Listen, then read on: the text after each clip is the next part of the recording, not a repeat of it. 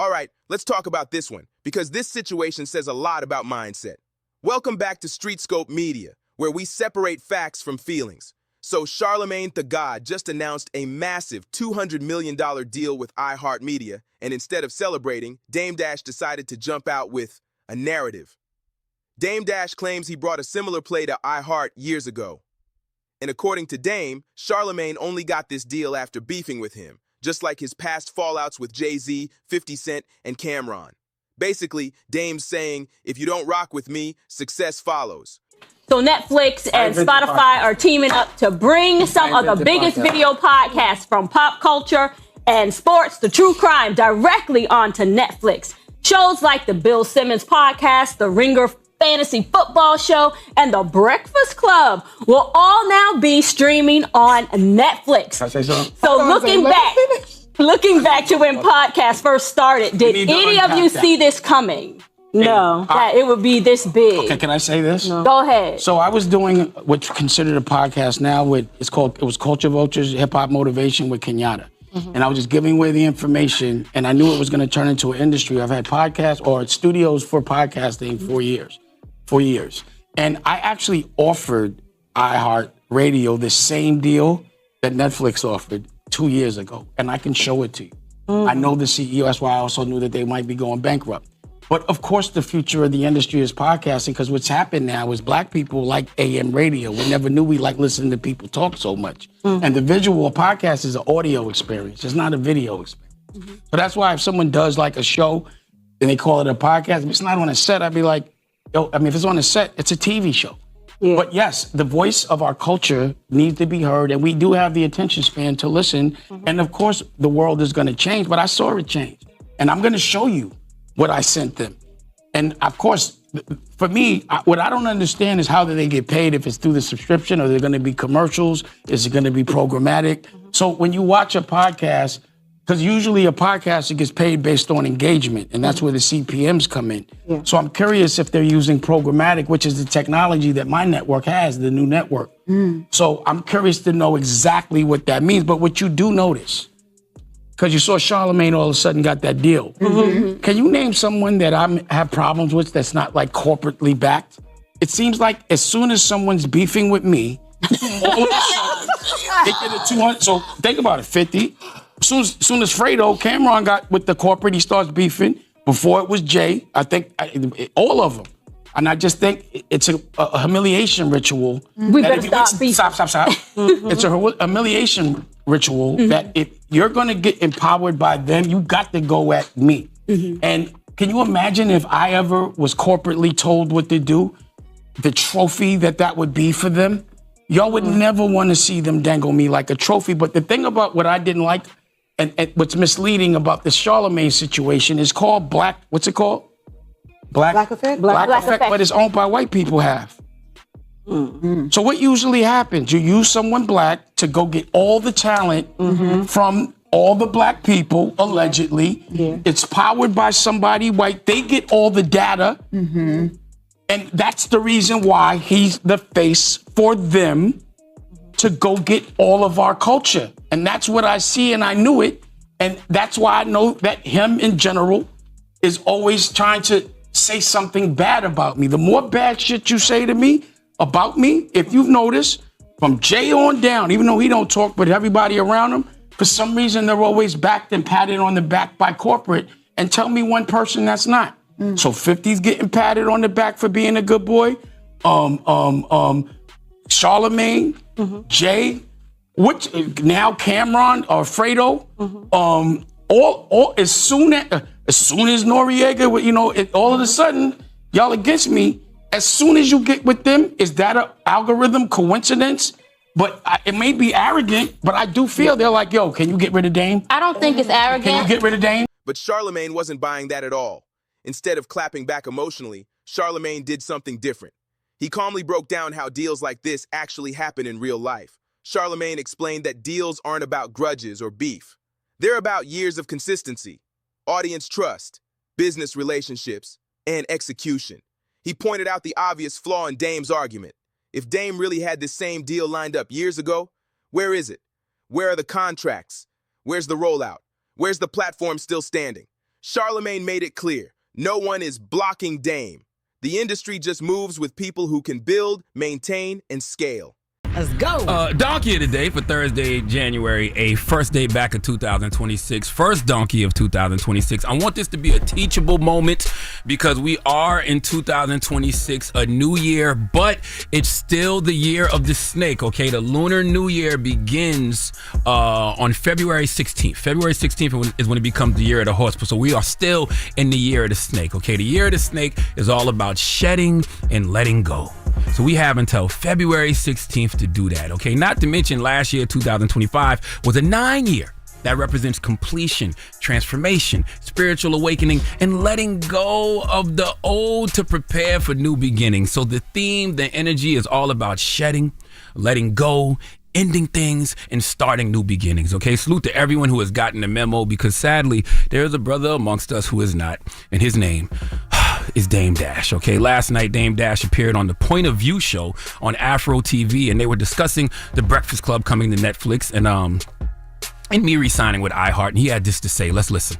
So I was doing what's considered a podcast now it was Culture Vultures, Hip Hop Motivation with Kenyatta. And I actually offered iHeartRadio the same deal that Netflix offered 2 years ago. And I can show it to you. I know the CEO, that's why I also knew that they might be going bankrupt. And I'm going to show you what I sent them. But what you do notice, because you saw Charlamagne all of a sudden got that deal. Can you name someone that I have problems with that's not like corporately backed? It seems like as soon as someone's beefing with me, think about it, 50, as soon as Fredo, Cameron got with the corporate, he starts beefing. Before it was Jay. And I just think it's a humiliation ritual that if you're going to get empowered by them, you got to go at me. What's misleading about the Charlamagne situation is called what's it called? Black Effect? Black Effect, but it's owned by white people half. So what usually happens? You use someone black to go get all the talent from all the black people, allegedly. Yeah. It's powered by somebody white. They get all the data, and that's the reason why he's the face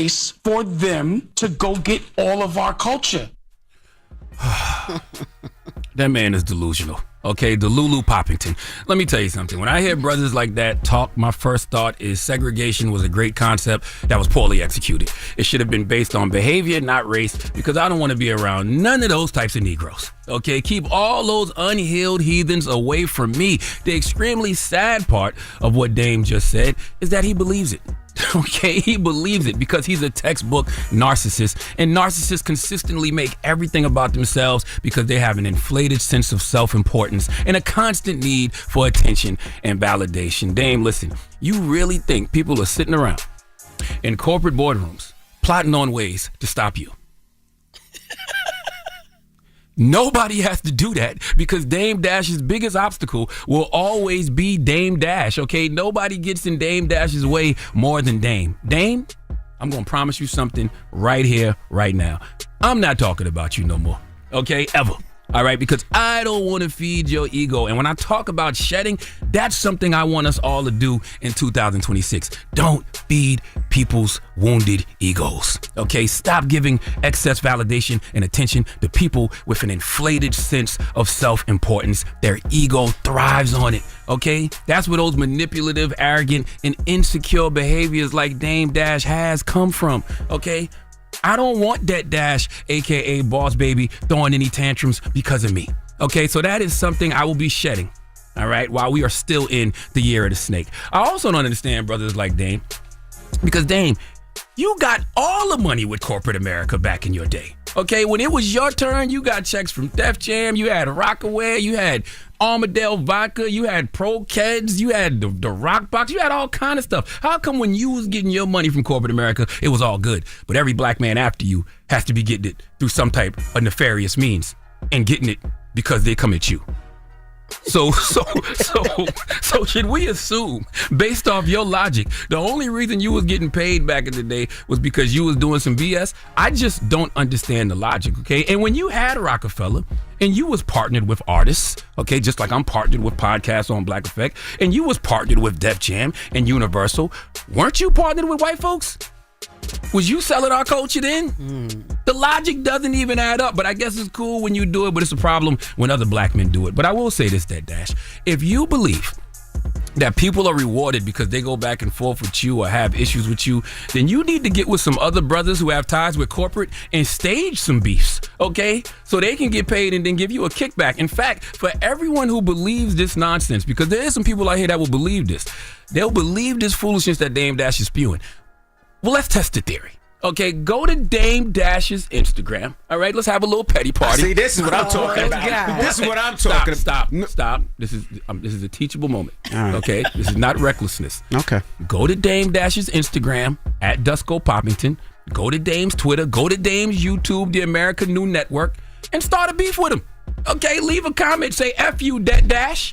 And let's see if you get a check, all right? Based off Dame's logic, just start a beef with him, and then you'll get paid. Let's try the theory out. Let's get a lot of people paid today. See who he goes back and forth with, and see if they get a check. Based off Dash's logic, it should be a lot of folks getting rich today, okay? Let's try the logic out. Go to Dusko Poppington on Instagram. Let's have a little petty party and start a beef with him, all right? If that's all it takes to be successful, try it, okay? Dame, you might want to try arguing with yourself.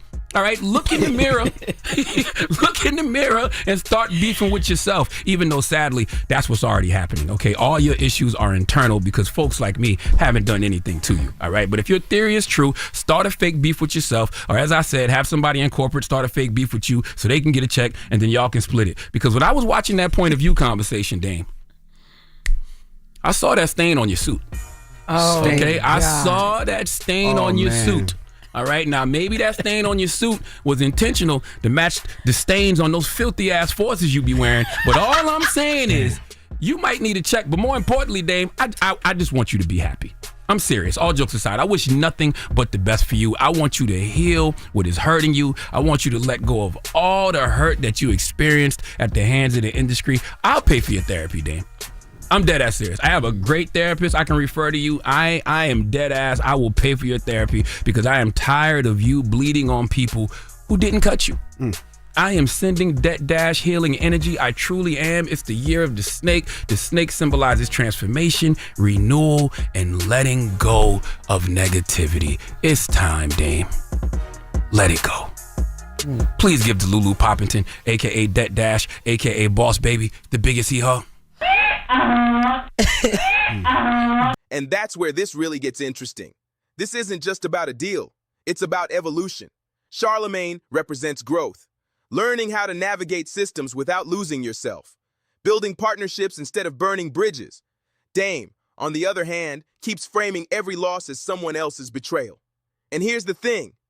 Vision without execution is just a story.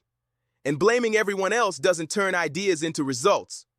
Charlamagne didn't take Dame's spot. He built his own lane, brick by brick. That $200 million deal didn't come from beef. It came from years of work. So the real takeaway here? Bitterness keeps you stuck. Evolution keeps you paid. Drop your thoughts in the comments, respectfully. Do you agree with Charlemagne's perspective? Or do you think Dame has a point? This is Street Scope Media. Real news, real talk. I'll catch y'all on the next one.